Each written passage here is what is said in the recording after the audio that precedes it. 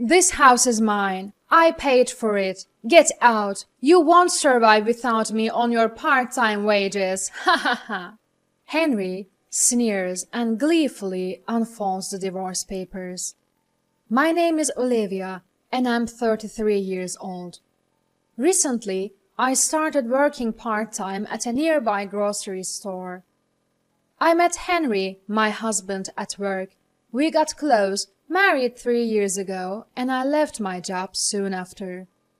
Even though I wanted to continue working after marriage, Henry insisted that I become a homemaker. I reluctantly agreed, but couldn't shake off the desire to work again. After daily persuasion, Henry finally allowed me to work part-time. We want kids, but haven't been blessed yet. I wanted a pet and suggested getting a cat, but Henry hates them, so I gave up on the idea. Ever since I started working part-time, Henry criticizes everything I do. Did you go to work again today? The house is getting messy. Look at those wrinkled clothes. You're not keeping up with the chores. That's not true. I clean before going to work and the laundry is fine. What are you talking about? I've been managing everything perfectly. Henry retorts, the place looks dirty. Are you blind? And why is it always fried chicken? Can't you make something else? I don't make fried chicken that often. I try to vary our meals. I made your favorite fried chicken despite being short on time. I've prepared a variety of dishes. Henry doubles down when I push back. So, you're blaming your part-time job? Don't act so high and mighty. I earn enough for both of us. Do your chores properly and stop making excuses. It's embarrassing to see you work so hard for such a low wage. Henry always belittles me and my job. He wanted me to be a homemaker to maintain his image, not because we needed the money. He disapproves of my part-time job and takes every opportunity to mock me, asserting his financial superiority to unleash his verbal abuse. Even though he's my husband, I can't stand it when he degrades my work with harsh words. His words were ruining my mood every day. One day, we decided to go on a long-awaited drive to his parents' house. I had been irritated with him for a while, but I thought this outing would be a good break, so I was happy. At the time, I couldn't imagine that the visit to my in-laws would turn out the way it did. We drove for a few hours and finally arrived at his parents' home, where his mom was waiting for us. His mom, who lives alone, greeted us warmly. We had dinner prepared by her, and then my husband left to play poker. As his mom and I were doing the dishes, I noticed her demeanor change. She had been calm, but now her expression was stern. Wondering what was wrong, I made some coffee, and we sat down on the sofa. Then she spoke up. Olivia, Henry told me you've been working part-time. Why do you need to work when Henry has a good job? And it sounds like you're not taking care of the house because of it. I was taken aback by her sudden questions. No, that's not true. I'm doing my part-time at home. She widened her eyes dramatically. I heard everything from Henry about how poorly you keep the house. Lying won't help. Henry has been suffering alone.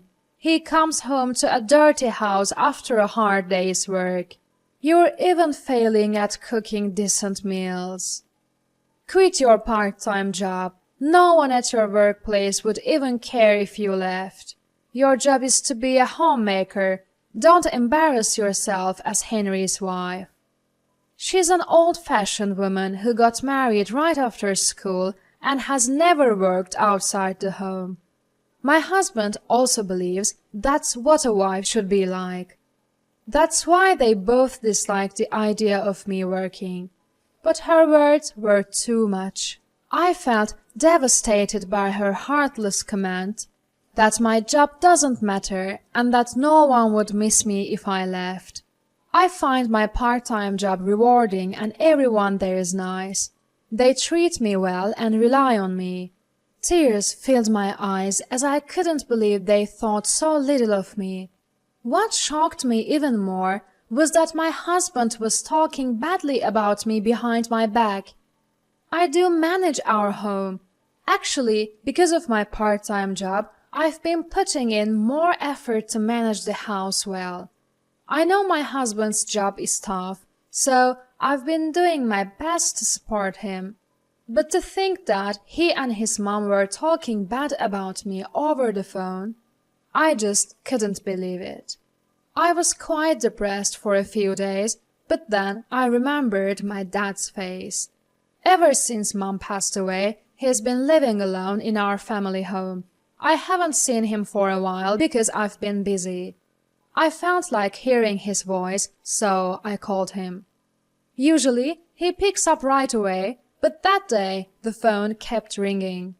When I started to worry about why he wasn't picking up the phone, finally Dad answered. "Olivia, long time no see. How have you been?" Hearing Dad's calm voice, I felt relieved and tears started to flow. "What's going on? You didn't pick up for a while. Should I call back later if you are busy?" It seemed like Dad was out of breath. "No, sorry about that. I fell down the stairs recently and hurt my back. I can only move slowly right now, but it's nothing to worry about. I'll be fine soon. More importantly, is everything okay with you?" I was genuinely shocked. I couldn't believe that my athletic dad had fallen down the stairs and hurt his back. "No, I'm fine. Just please take it easy and get better soon. I'll come visit you before long." Though Dad kept saying he was fine, I started to worry. He's getting up there in age, and injuries could take a long time to heal. I had always taken his vitality for granted, but now I was anxious. Climbing stairs every day means there's always a chance he might trip and fall. On top of that, the stairs at my childhood home are pretty steep. The house is old, too, which means there are high steps leading into the entrance and bathroom. I became increasingly worried about Dad navigating the house while nursing his back. What if he seriously injured himself? I couldn't stand the thought. I had always wished to live closer, and now it seemed there was no time to hesitate. I made a significant decision to build a safer, more comfortable house for Dad near me. I had a hidden source of income that even my husband didn't know about. I had inherited an apartment business from my grandpa. Though technically it should belong to Dad, he had put it in my name for just-in-case scenarios.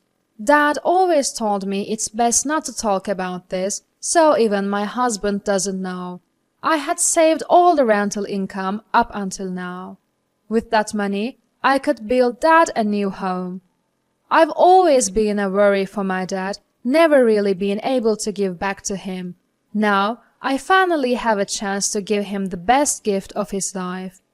The thought made my heart soar. However, building a new house would cost a significant amount, so I first needed my husband's understanding. I was on pins and needles, expecting another complaint and a big no. But instead, the response was, "You know, you might be right. Considering our age, maybe a new home is a better idea." Far from opposing, he graciously agreed. "Just don't come crying to me if you can't actually pull it off," he said, undermining me once again. Though it made me mad, I didn't want another fight, so I let it go. Now the path was clear.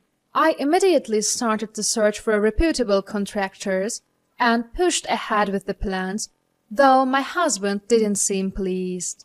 He didn't complain, but I could tell he wasn't fond of the idea.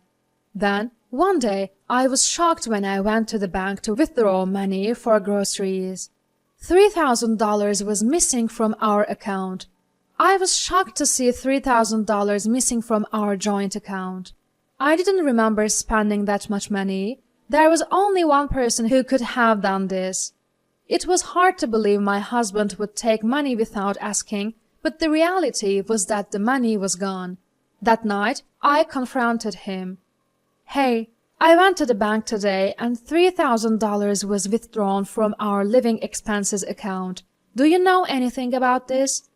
My husband smugly replied, "I gave it to my mom. You were talking about building a house, right? You must be stashing money somewhere. What's the big deal with $3,000? I couldn't believe my ears. "Why did you have to give her the money? It's not like my mother-in-law is broke. And that money is for our living expenses.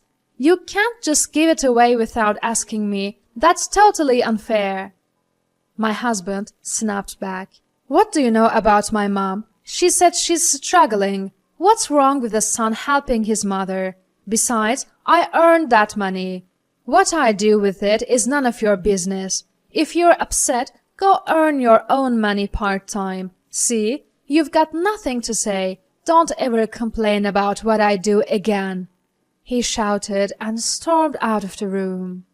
I had always believed that even if my husband had a bad temper, he wouldn't betray me. It would have been better if he had just discussed giving money to his mother with me. Perhaps there was another way, and this fight could have been avoided. Was it that he thought I would object? Or did he not trust me? I felt like our marriage was getting worse, not better. The next day, my husband acted like nothing had happened and went to work. I didn't want to argue anymore, but the bad feeling lingered. Finally, our new home was completed. Thanks to a helpful construction company, we managed to build a beautiful home. I had arranged for a moving company to help my dad with the packing. Everything seemed to be going well.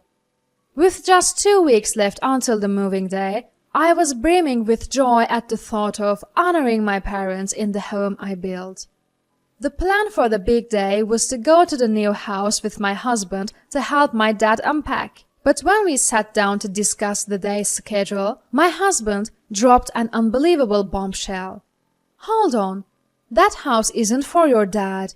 I'm giving it to my mom. I have the right to decide who lives there." I was stunned. "That house is for my dad. I built it." Rushing my words, he retorted, "You, working part-time, could never afford to build a house. I built that house with my money." He seemed to genuinely believe he had paid for the house. Was his agreement to build the house in the first place because he intended it for his mother, not my dad? His behavior was appalling. Now, I had to prove that the house was built with my money. I had no choice but to reveal the rental income I had been silently earning. When I told my husband about my decision, he didn't believe me. "You're making up a crazy story just to get the house the way you want it. Why not come up with a better lie while you're at it?" And no one believed me, so my husband stormed off somewhere. I didn't know what to do, but I figured the only option was to keep explaining until they understood. With that thought in mind, I anxiously awaited his return, and when he finally came back, he looked furious. Then he blurted out, "You are trying to scam me," he yelled. "Saying you built the house. That's my house. I built it. Pack your bags and get out. You won't survive on your part-time job salary. Ha ha ha." I was stunned, at a loss for words.